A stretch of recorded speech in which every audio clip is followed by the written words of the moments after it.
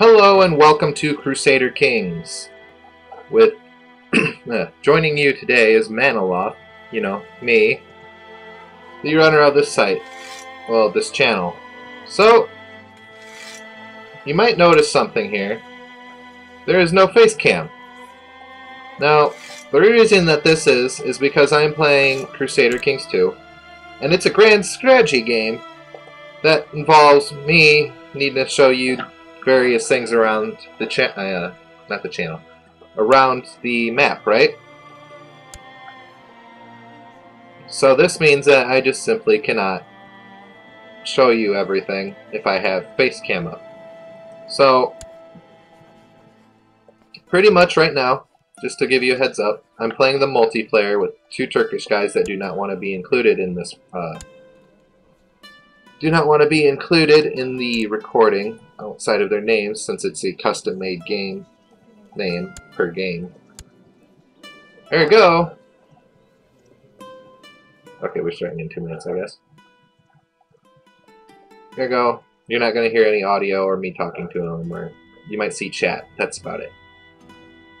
So anyway, a little bit more information about the game. Crusader Kings 2 sets you in medieval Europe, way back when feudalism was a thing, and puts you in charge, you, of ruling a family. As you can see, I have no family. That's because this guy is a custom-created character. And, so you gotta lead your character's family through the Middle Ages and keep them in power. Now, to do this, you can do various things, such as assassinate other leaders, gain alliances through marriage, which I have no alliances because I don't have any kids or children or a wife or anything like that. So pretty much the basics of it is that you gotta keep your family alive and in power. Now if your character dies, you move on to your heir, and then so on and so forth. Which your heir can be your son, depending on your succession law, your heir can be your son, your uncle, your aunt, what have you. Woo, got married. So one of the things I think I'll just go through like one by one of what is important, like panel by panel. Be the best place to start. So, important information. This is your character panel, right? This tells you your stats: diplomacy, martial, steward, intrigue, learning. Well, yeah, those are your basic stats. And now it also shows you your traits. Like, I have the education of a great eminence, which pretty much makes me good at things like, well, diplomatic thing, which increases those stats that you see down there. I'm also a genius. I'm ugly, lustful, temperate, patient, arbitrary. Let's see, my liege. My mission to Ankerson has so far been a success. During my visit to the court of Mayor Toki, but also I seem to manage to make him understand what a benevolent and peaceful ruler you really are. So anyway, I feel like I should mention this now that I think about it. This is going to be a grand strategy game, so if you don't like slow-paced strategy, this is not the video for you. I would recommend you go find another video and see what's up. I mean, I'm not saying that, I'm not happy you're watching it. I'm just speaking in generalities. But anyway, jeez, I'm just getting a whole bunch of good people, huh?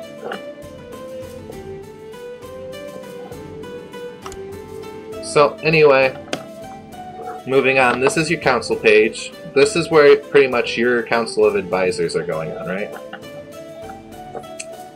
So, you have your chancellor. You can send them to other countries to, what's the proper term I'm thinking of? To increase your diplomatic relationships with them. He can be sent to places to fortify claims, so that way you can invade people. And he can do other things like among those lines.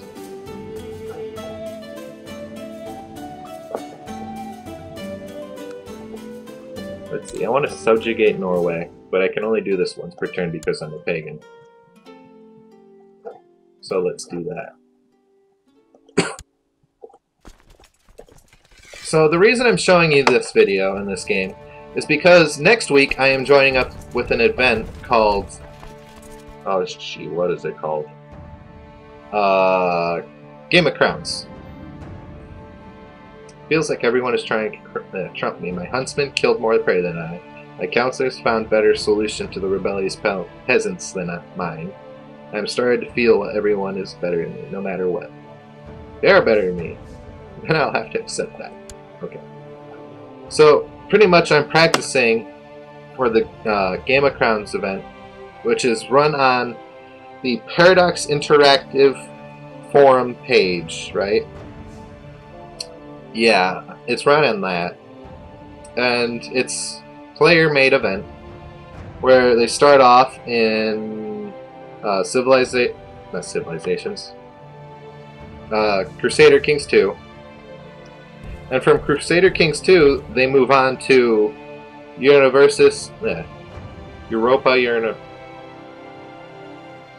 EU4. And then from there they move on to a couple other games. You can go on the forums, it'll be right at the top of the multiplayer thing. But yeah, I'm taking part of that in Sicily. Way down here.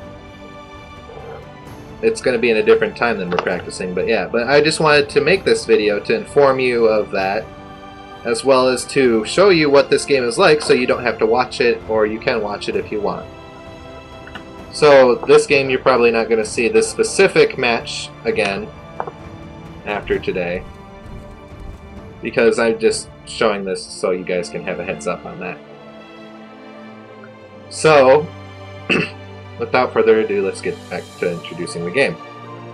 So here's your law page. First up here you get your succession and gender laws, which means who can inherit and how they inherit, or determine it. So gender laws, you have agnatic, means only guys can inherit, which means, like, say I have all daughters and one of my daughters gets married off and has a king that's in my son in my dynasty and I die, my kid will go to there instead of one of my daughters. Now the absolute cognatic means that women and men can inherit, but a woman with a son is more important than an older sister without a son. Oh gee, what do they want?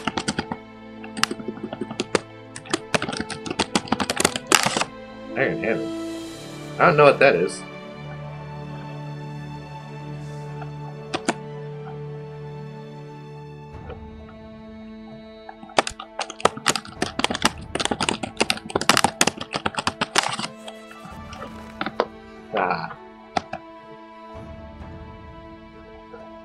I forgot my name was Iron Hammer in this.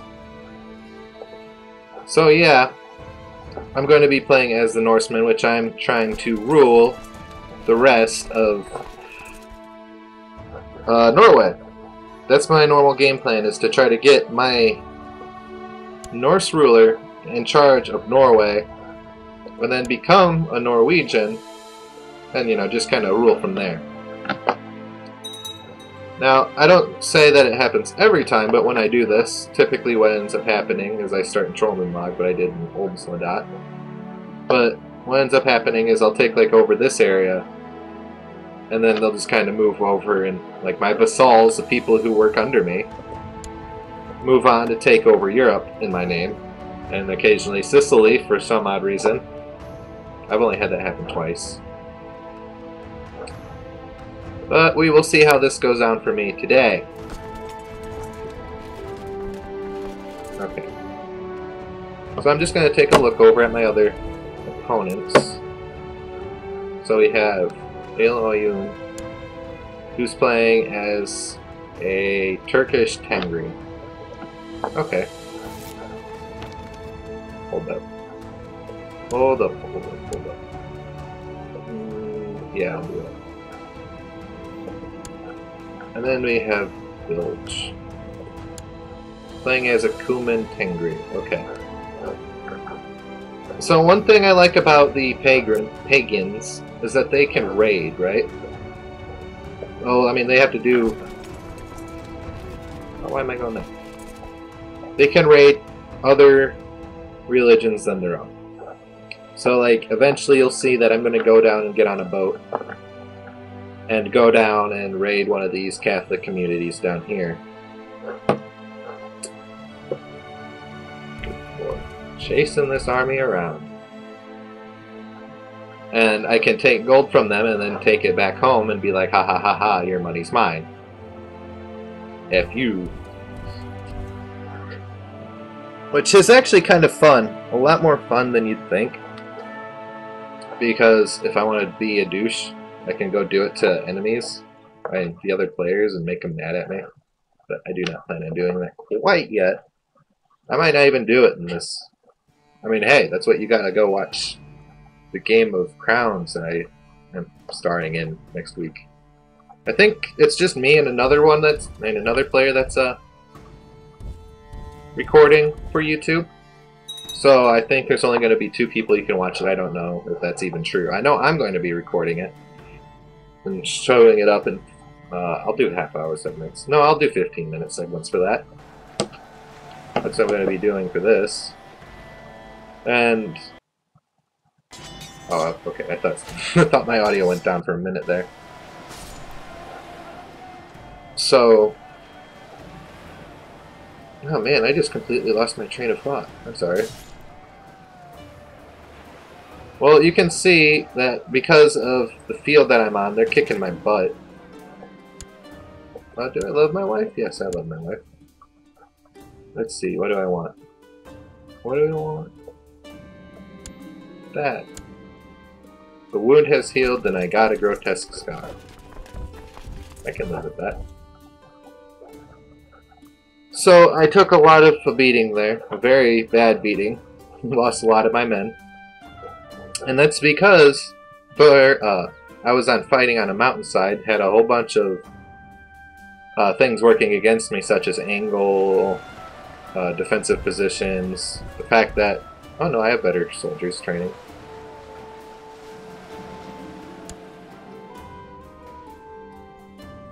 Aww.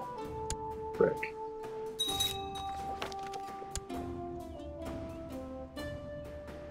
Man, I got caught, so that means I'm gonna pretty much automatically lose here in a minute.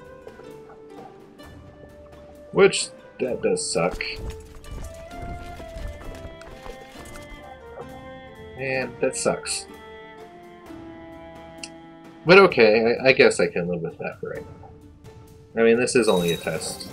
See, I just lost. It's because since I was arrested, or caught, that means that he has the ability to go, hey, you're done.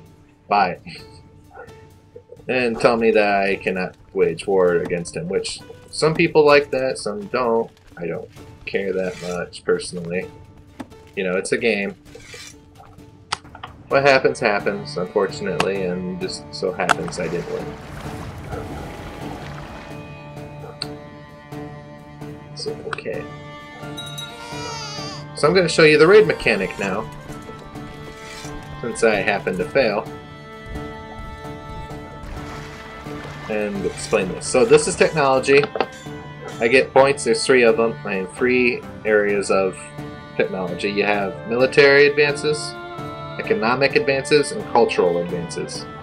Now you slowly make points, which you can see how much I make there, and eventually I can put those points towards making advancements in each of the technological things.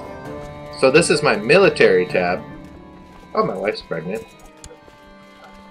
So, military tab, there's 3 tabs for it. You have retinue, which are like permanent soldiers that you have, like guards. Army levy, which is how many people you can raise. This is like total raisable levy. this is the levy that's still back at home that I cannot raise for like guarding purposes, and this is what I have raised currently, which you can see that I have more soldiers than that. It's because I don't, well actually I don't even know why, I just had the soldiers, so I can't really explain that. And then you have your fleets page where you have your boats. There is no naval combat unless you get a mod. Come on guys. You need to go raid the Holy Roman Empire. So yeah, there's that. And then of course you have your vassals, your mercenaries, and holy orders. So vassals, they have to, well they don't have to, but they typically give you soldiers. The higher they like you, the more soldiers they send towards you, if you call them up. Mercenaries will work for you, but if you don't pay them, or don't have the money to pay them, they will flip out and typically like either steal goods from your land, I've seen them turn to the other team and come after me because I can't pay them for free. And it's not really a good place to be. I don't like to do it unless I have to. So this is your intrigue tab, where you can suggest plots, and then you take the plot and then you can plot against people to do a variety of different things. There's two ways to get it. You can either do a plot from this way, or click on somebody's face. No, I want to do plots. Choose a plot. You can only kill this guy. Which, if I wanted to do that, and I'll just show you that mechanic right now.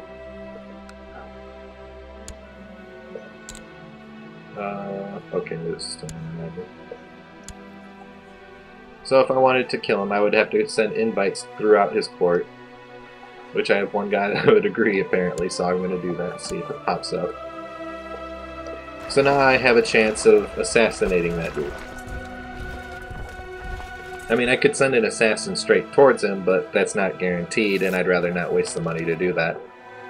So this is your factions page.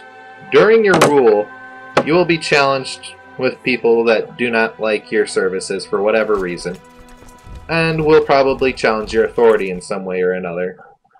And it's your responsibility to go, hey, F you. And, you know, either increase the fact that they like you. I'm gonna get the heck out of here. Increase the fact that they like you, take away their rights, you know, whatever you want to do. And then this is your religious page. It shows you who your mass religion guy is. If you hold the holy sites, you can reform the Norse faith. Excuse me. Oh, freaking finally I have a kid. We'll name him Raguel. Scare people. Go ooga booga booga and all that jazz. Alright, so I want to become the King of Norway. Which will allow me to wage unlimited amount of warfare against anything that belongs to Norway, like, traditionally. So first what I'm going to do is lower my fleet, lower my troops, and then I'm going to declare some war. Now see, as a Norseman, you kind of have, you start off kind of, like, not overpowered, but powered up.